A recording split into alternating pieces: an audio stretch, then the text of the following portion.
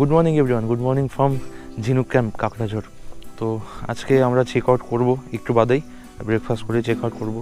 আর তোমাদের সকলকে স্বাগত জানাই পার্ট 2 ভিডিওতে। আমরা বেরোনোর জন্য একদম রেডি হয়ে গেছি, আর আমাদের বাইকে এতক্ষণ আমরা লাগেজ বাঁধছিলাম, তোমাদেরকে দেখাই একবার। এই হচ্ছে আমাদের 4টে বাইক, প্রথমে দীপমে, তারপরে সায়কদা, তারপরে মাধবদার, আর একদম বাঁদিকে হচ্ছে আমারটা। চলো।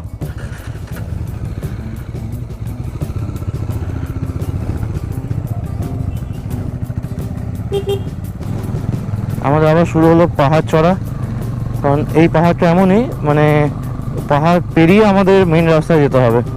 আমরা ছিলাম সমতলে, কিন্তু পাহাড় পেরিয়ে একটা পাহাড় টপকে আমাদের কিন্তু আসতে হয়েছে। বেশি উঁচু পাহাড় না, ছোট পাহাড়, কিন্তু পাহাড়ে কিন্তু চড়তে হয়েছে আমাদের।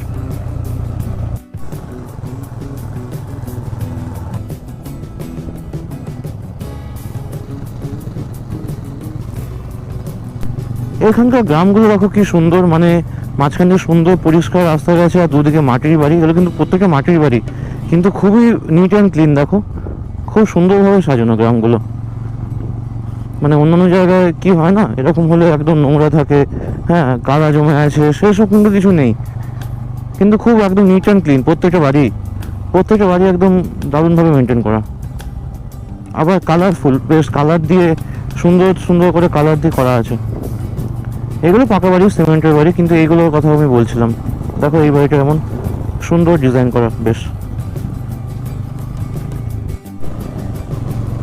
আমরা ফাইনালি গ্রামের রাস্তা ছেড়ে শহরের রাস্তায় উঠলাম। শহরের রাস্তা মানে কি, ভালো রাস্তায় উঠলাম, পিচের রাস্তায়।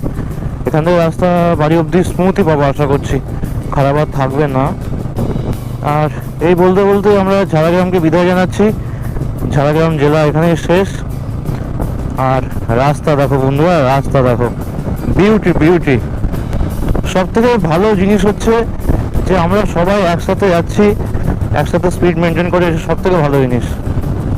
এই জঙ্গলটা বাঁকুড়া কোনো একটা জঙ্গল, নাম জানি না, কিন্তু একটা জিনিস দেখে দারুণ লাগছে। কত প্রজাপতি ঘুরছে দেখতে পাচ্ছ, কত প্রজাপতি খেলা করছে। দেখো এখানে হলুদ, সাদা, বিভিন্ন রকম প্রজাপতি। খুব সুন্দর দেখতে লাগছে কিন্তু জঙ্গলটা, দারুণ জাস্ট। রাস্তাটা মাঝখান দিয়ে রাস্তা, দুদিকে জঙ্গল, মানে জঙ্গলটাকে সরিয়ে রাস্তা করেছে আর কি। এখানটা জঙ্গলই ছিল এক সময়। এই জঙ্গলটা দেখো একবার।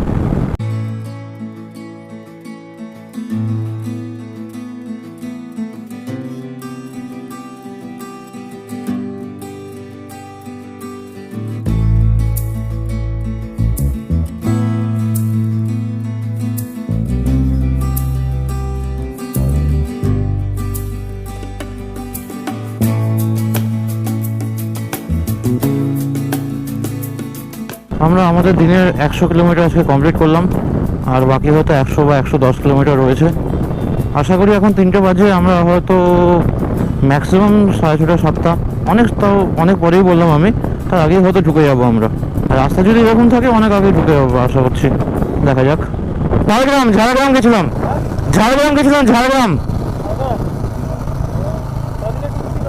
এই একদিনে গতকাল এসেছি, আজকে ব্যাক করে যাচ্ছি। বর্ধমানের বাড়ি। হ্যাঁ চলো, দেখা হবে।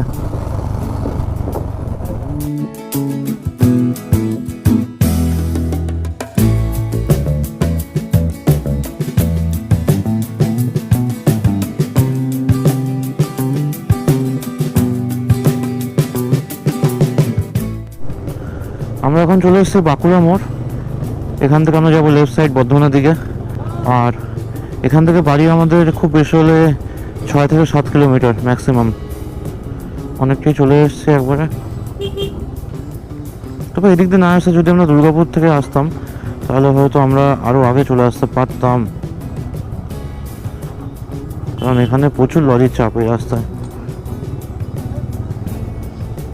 চলো, আসবো একদিন, আসবো আবার, হবে খুব তাড়াতাড়ি। ঠিক আছে, সাবধানে চলো। এখানে মাধবদার বাড়ি, মাধবদা চলে যাচ্ছে। আর আমি, সায়ক আর দীপম যাব আমাদের বাড়ির উদ্দেশ্যে। আমরা এখন চলে এসেছি সদরঘাট ব্রিজে। আমি যদি দুর্গাপুর হয়ে আসতাম আমরা অনেকক্ষণ আগে ঢুকে যেতাম, এত জ্যাম পেতামই না। আর এত জ্যাম ভালোও লাগছে না, বাবা। অশান্তি লাগে, এই এত জ্যাম খুব অশান্তি লাগে। যতই হোক ন্যাশনাল হাইওয়ে তো এর থেকে সেফ, অনেক সেফ। আসলাম চ, সায়কদের এদিক দিয়ে ডান দিক দিয়ে চলে যাবো, সায়কদের বাড়ি। আমি আর দীপম, আমাদের দীপমের তো একই জায়গাতে বাড়ি। আমি আর দীপম যাচ্ছি আমাদের বাড়ির দিকেই। এখন রয়েছি তেলিপুকুরে।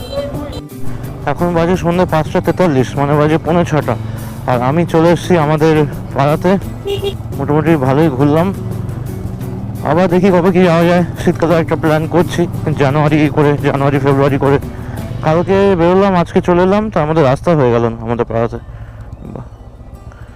চ, দেখা হবে। আমি এই মাত্র জাস্ট বাড়িতে ঢুকলাম। আমি ভিডিওটা এখানে শেষ করছি, বেশি লম্বা একদম আর করবো না।